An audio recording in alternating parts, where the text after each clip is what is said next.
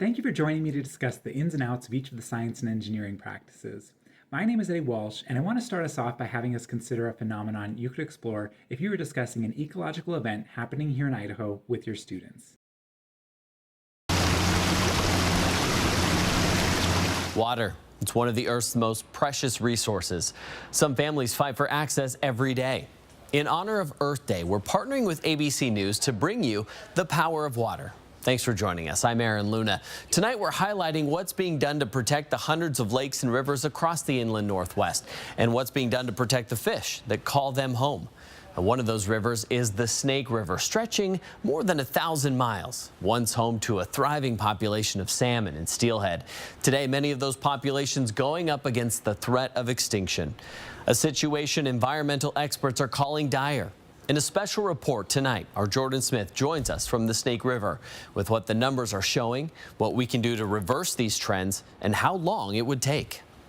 Collectively, the salmon and steelhead populations that return to this river to lay eggs, just 10% from what they were just decades ago.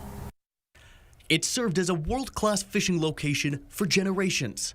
The Snake River becoming a mandatory experience for anglers and fishing enthusiasts across the globe. I have a friend that comes from Switzerland every year and spends 15 days fishing for steelhead here because this is the nexus of where it really is amazing for summer run steelhead.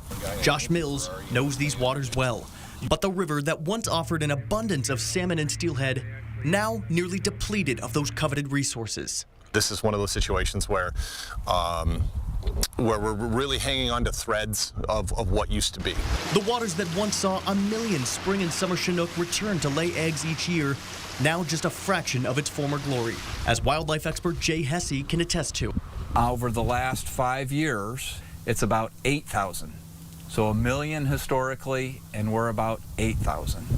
As a whole, the Columbia Basin, which includes the Snake River, sees 500,000 to 1 million salmon return each year. Waters that once saw 15 to 20 million during good years. A near majority of the returning salmon populations on the cusp of extinction.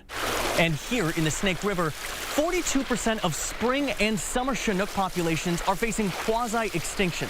That means 50 or fewer come back here every year to lay eggs. As for what's amplifying these issues, experts like Chris Donnelly with the Department of Fish and Wildlife point to climate change, harvesting, and the dams along the Snake River. Well, hydropower, it's great, clean energy. It supports economics, so I'm not the one here to say whether we should or shouldn't have dams. However, we should understand the reality of what hydropower does, which it kills a tremendous number of out-migrating smolts. The dams help slow water speed for farmers to transport goods and services like wheat along the river. But the mortality rate for fish is hard to ignore. According to the Nez Perce tribe, the survival rate of salmon after traveling between all 8 dams ends up only around 50%. Multiple salmon populations could blink into extinction just decades from now. And there's no overnight solution. The restoration process will take decades to fix. Each person that we spoke with acknowledging a compromise has to be reached. We just can't do museum piece management and having a handful of fish coming back to the Snake Basin and saying that that's an adequate balance between all of the interests in the basin. Otherwise, this tradition that our region has fallen in love with will soon reach an end. It's one of those experiences that if you lose it, we'll never get it again. On the Snake River, Jordan Smith, 4 News Now. A quick and easy way to get students thinking about what they just saw would be to have them document what they notice and what they wonder about the video they just watched. After some quiet time to work independently, students can share out their notices and wonders in their pairings or groups before collaborating and selecting their top notices and wonders. As we lean into the science and engineering practice of obtaining, evaluating, and communicating information, this would be a good opportunity to ask students to consider what they noticed and wondered about the phenomenon that might inform their considerations when evaluating the removal of dams. If a student or group of students already began evaluating the information regarding the removal of dams, be sure you use that student-generated observation to lead into this next part. After having students consider the phenomenon generally, you can then have students reflect and consider what they notice and wonder about the video they just watched, paying special attention to the validity of the information provided to support and negate the removal of dams along the Snake River. When participating in science lessons, students generally do not have the opportunity to gather and evaluate their own information. Instead, students are often provided information without context and expected to regard this information as fact. This lack of heavy lifting can make it difficult for students to consider phenomena scientifically, since answering questions in science requires students to know how their information came into existence while also balancing the validity of the claims included in that information. Only with frequent planning, implementation, and reflection on the validity and soundness of information can students gain a critical sense regarding the scientific information they use to build their own science understandings. I want to go ahead and fully introduce myself. My name is Eddie Walsh, and I am the Region 6 Instructional Science Coach working with the Idaho Department of Education. I am based out of Idaho Falls, but myself and the other Idaho Science Coaches are happy to meet you wherever you are in your science education journey. Our sole focus is to help teachers plan, teach, and assess around the Idaho Content Standards for Science. I wanted to take this opportunity to focus on how we can approach the science and engineering practice of obtaining, evaluating, and communicating information. If you have further questions about how the Idaho Science Coaches can help you with your teaching goals, feel free to reach out to me at my email or visit our Idaho Science Coach website via the QR code or Idaho Department of Education website. When the National Academies of Science, Engineering, and Medicine developed the 3 dimensions of the framework for K-12 science education in 2011, the science and engineering practices were recognized as perhaps the largest shift educators would need to address to engage students in the immersive experience that is science. Asking students to obtain, evaluate, and communicate information means giving students the opportunity to consider the extent of claims included in the scientific texts, and then asking students to assess whether those claims are substantiated by the premise, methods, and results included in the literature. Students may need to access several texts in order to fully evaluate the findings of scientific literature. I would make it my recommendation right now. If you want to get your students to process scientific information independently, do it as often as you can.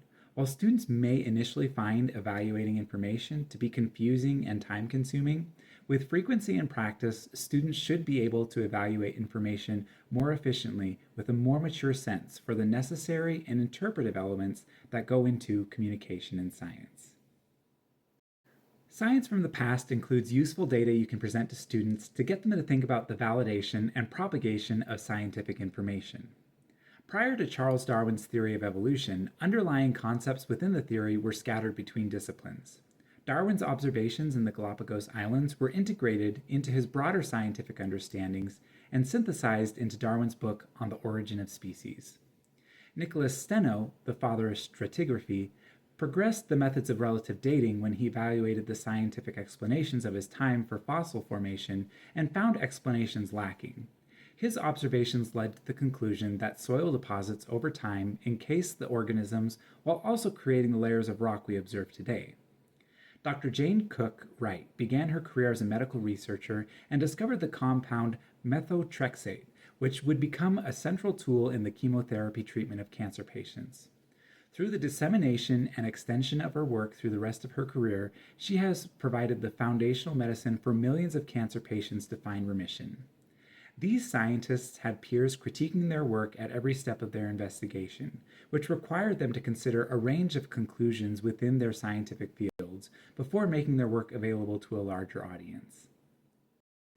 Integrating the science and engineering practice of obtaining, evaluating, and communicating information needs to look differently at each step in the K-12 student experience. We, as teachers and administrators, recognize when one grade band or another doesn't provide students opportunities to advance in their investigative skills, we limit student potential throughout their entire learning progression. Imagine how much information we have shoved at students under the label of science that doesn't stack up to the vetting and methods promoted in science practices.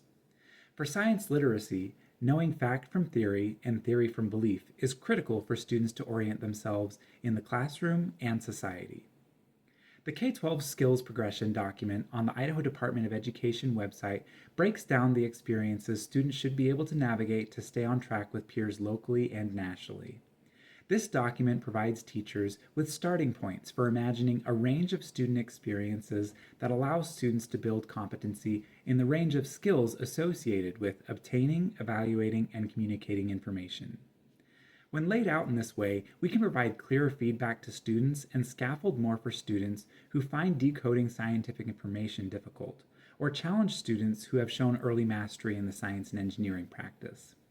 It becomes important to remember students often do not master a standard in a single instance, so planning several opportunities for students to flex all of their communication skills within a grade band is critical for all students to stay on track in their science progression.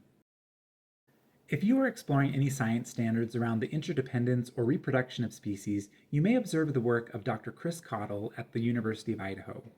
With so much contention circulating the removal of dams along the Snake River, Dr. Cottle offers a few objective reasons to consider how dams may influence the migration of fish in the waterway. These conclusions, along with other information, demonstrate the diminished chance of fish survival along the Snake River without conservation efforts. These conclusions are weighed against information describing the loss of power generation and commerce that could accompany the removal of the dams.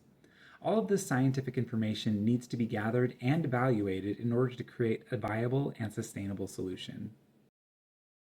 If you are looking for strategies to bring obtaining, evaluating, and communicating information to the forefront of your teaching, I have a few materials you may consider if you feel this will be a rough start. The Journal of High School Science presents high school scientific research, which helps students understand what exemplary science research and communication can look like. Venn diagrams help students analyze and organize information. Case studies offer students data and context where they can test their abilities to obtain, evaluate, and communicate data with meaning and purpose. Socratic seminars allow students to facilitate discourse while drawing out all elements of the information presented to the class. Gallery walks allow students to examine the information produced by peers and gather strategies for developing their own information-oriented skills. Offering students options in presenting their information allows them to put their best foot forward while supporting their growth in communication. It's important when planning for you to accommodate time as a factor, understanding students may not do everything right the first time. Consider going deeper into units centered around investigation and pulling back on content-heavy instructional days with lectures and worksheets.